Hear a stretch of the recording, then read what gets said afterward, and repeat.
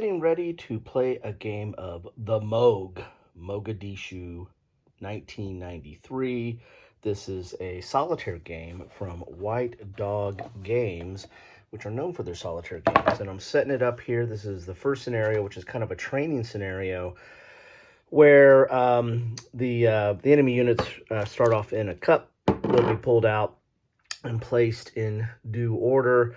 I've got 2 trucks carrying 3 platoons up there. I have a platoon here with the truck, a platoon here, and a Delta team here, and then a platoon here, right here. Then the only UN base that is available is this one, and then there's some roadblocks along some of the roads, and I'll have to eliminate those. Interested in getting into this, I'll put a link to my unboxing of it, but in the unboxing, I talked a little bit about this movie, Black Hawk Down. Yes, this is, I think it's a good movie. The first time I watched it, I was not wild about it because I was kind of frustrated. It was a very frustrating movie to watch, but especially if you're rooting for the U.S., right? Yeah, the more I watched it, the more I kind of like it. It's got a pretty good cast of characters or cast of actors in it. So it's the Black Hawk Down game is what this kind of is. And but this setup reminds me a little bit. I don't think I think the combat's totally different and more streamlined, but the setup of this game, or the way it kind of looks, reminds me a little bit of Worthington's Boots on the Ground, which I think they just came out. This is the 2nd edition. I think they came out with a deluxe edition of that just recently. Of course, I'm filming this recent to my filming of this, but not necessarily to my posting of this. This also reminds me of Lock and Load Tactical: A Day of Heroes, which is the, well, Lock and Load. I think that's before it became Lock and Load Tactical, but it uses generally the same system. But it doesn't have a hex grid map. It has a block map, kind of like this, or a block, a square grid type map that is kind of reminiscent a little bit of Boots on the Ground as well. But that's a more detailed tactical game. This is a solitaire game that abstracts some of the enemy movement and the like. So I'm interested in getting into this. I don't know if I'm going to do a turn after turn. I think this goes 8 turns. It's all during the daytime. There is no heli support. And then the SNA Intel, which tells you what you kind of draw, or how many times you roll to get stuff out of the cup, is at 3. So I might just do it after action when I get done and talk about gameplay and my thoughts on the game. Hello all, I'm back. Yes, I just finished on turn 4, and I might have messed up a few things, but this plays really fast. So how did the mission end up? Well, my goal was to get everybody to the UN building, or to the UN headquarters. And my understanding of the rules, that if you get to this, if you get in the same hex as a relief column right there, then that's as good as being in there. If not, then it would have taken another turn, and I'd probably have another relief column on the board, which would have been 1 more point. So let's look up what happens when you complete. So I got everybody in except for poor old truck, poor old platoon, and a casualty.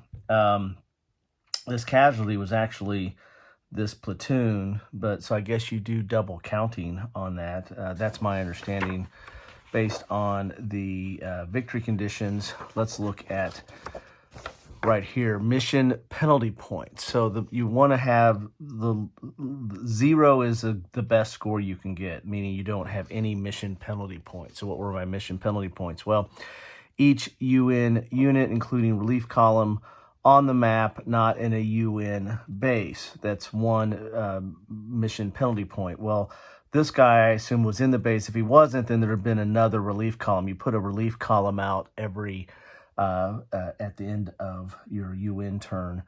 So I count that as 1, but I possibly could have had 2 out there. So that's 1 mission penalty point. Each UN combat unit in the UN casualty box is 2, so I've got a truck and a platoon, so that's 2 plus 2 is 4, plus 1 is 5, and then each casualty on the map. Well, there's no casualty on the map. This unit right here, this militia, took over this casualty, which was the casualty for this platoon right here. Each casualty in the UN casualty box is 6, so that's 6 plus 5 is 11. So where does that put me at 11? You know, we can actually maybe put 12 on there, but 11, 6, 0 to 5 is excellent, Medal of Honor. 6 to 12 is good, successful mission. So I'm in that 6 to 12 range. Almost got to mediocre, but so I'm in the good range, successful mission. That was the result here. So how does this game play? It plays relatively easy. You're going to have the reinforcement phase. You ignore the roadblocks. I think you ignore the roadblocks every turn. It says at the beginning to ignore the roadblocks. So I put out the 3 roadblocks at the top and 1 roadblock here. That 1 roadblock was removed when relief column went in there. And it was kind of an interesting thing because the relief column and the roadblock cancel each other out. So what that happens is I don't have a relief column on the board. So again, you get points for every relief column. You get minus points for every relief column. So you don't want to have a lot on there. Although it does build a bridge that you can get your units to it and then get kind of a straight line to the to your UN headquarters there. Then you do the UN support phase. Oh, so you do the reinforcement phase. You do roadblocks, which I ignored. You do the reinforcement phase, which you're going to roll. In this case, there's SNA intelligence is at 3, so you're going to roll 3 dice, and this is a 1 to 3. So that would have been 1 unit. That would have been 2 units. So that would have been 3 units, and that would have been 3 units. And then you're going to roll randomly. It's a D66 type system. So 1, 1, 2, 1, 3, 1, 4, 1, 5, 1, 6, 6, 1, 6, 2, so on. So it's you read a dice like 1 dice and the other dice, 1 dice for 1 to 6 and another dice 1 to 6, and then there's areas on the board.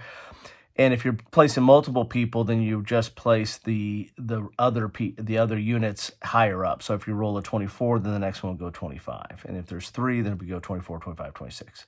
Pretty easy to do reinforcements. But as you can see, a lot got on the board. I did eliminate several units, and whenever you eliminate a Somali unit, it goes back into the cup. So a lot got on the board, and then they start moving close. There's a whole AI of how they move, whether they move into undefended prisoner or an undefended casualty, and it depends on the type of unit, like an SNA technical, RPG, or snipers. They do a fire combat. They can move first, then fire if they're a technical. What regulars and militia do, if they can do an assault, they will, but if there's a vehicle, they don't. So then they fire, and then they do a fire combat on a adjacent vehicle. Then they move one area to the closest. A lot of time it was just moving one area to the closest because a lot of them got kind of put out over here randomly. So I lucked out there not having a bunch grouped up at a pressure point close to my UN base there. And that's it. I mean, combat's relatively easy. You know, you're going to roll, it's basically a D6 combat. You're going to roll a dice for your unit as attacking or defending, depending on the status. And you add whatever's rolled to the fire combat or to the anti-armor if they're doing the anti-armor thing. So that red there is the fire combat, and the 0 is the anti-armor for like trucks. And all there is in this scenario is trucks, but there are Humvees and some other stuff that you can come into counter with. So relatively straightforward. Following this guide, and then when it's your turn, then there's a recovery phase. You're going to flip all these anything pinned. There's this whole pin concept. When you fire on something, you can get it pinned, and so it can't attack anymore, or it can't move. But then you're going to flip that. The Somalis recover before your action phase, and so then on your phase, whether you're unpinned or pinned, and whether you're an infantry unit or vehicle or casualty or what happens or whatever, lets you do what you can do there. So that's it. This is a good scenario to kind of teach you the basics of combat, both firing and assault. Also with the trucks, I did some embarking of the trucks. You know, that's jumping on the trucks, and the trucks have a limit of how many units they can carry. And the trucks can move twice, which is nice, but they can't move through roadblocks or units. They have to kind of stop. And so I kind of found a path to kind of go through the back roads to get to my UN base. There was a little bit of a pressure point here, but I was able to clear it out and get the trucks up here, sped through here before these forces were able to kind of block that in. So embarking and disembarking, I did some in disembark. Well, a guy got, this unit here got, when the truck got blown up, it was pinned and then became unpinned and did some combat. And the truck that survived here, it disembarked some units to go attack some units here, and then it went and picked up a unit here and then sped over this way. So did some jumping on trucks, jumping off trucks, trucks blew up, stuff like that. So all in all, an interesting mission. This is an interesting little game. I want to try some of the more detailed and involved missions. I think it'll be tougher. I think this mission would have been tougher if units were on this side as opposed to spawning on this side. All in all, I like it. It doesn't take very much time, so this is kind of it's not going to take all day. You can set this up, and that's something I like about a solitaire game is quick setup, jump into it. And if you got time, play it again. If not, put it up and then go on to something else. So this fits the bill for giving you a feel and flavor of this conflict with not a lot of fuss or muss. So anyway, thanks all for stopping by.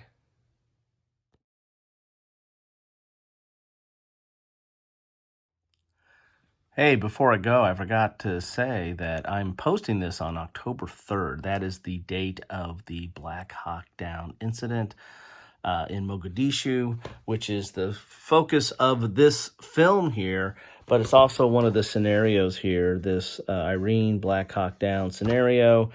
So you can redo this scenario. I didn't do it for my game, but I'm thinking about maybe doing that next, and maybe I'll do another posting. But there you have it. On this date was the infamous Black Hawk Down incident in Mogadishu, which you can recreate with this game, with this scenario. Thanks all.